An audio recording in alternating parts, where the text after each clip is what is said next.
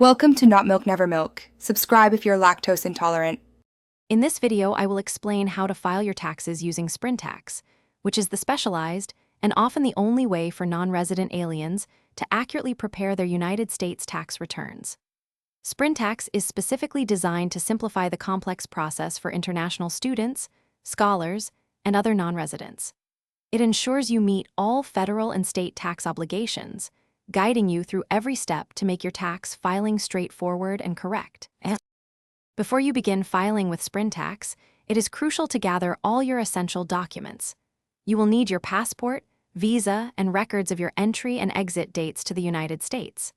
These help determine your tax residency status.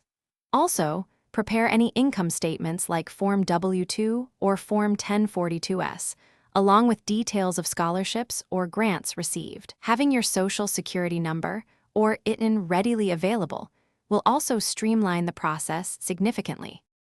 The Sprintax filing process is designed to be intuitive. First, you will create an account and answer a series of questions that help determine your correct tax residency status.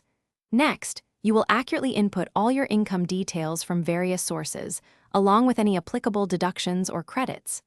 Sprintax then generates your tax forms. Before final submission, carefully review all information for accuracy.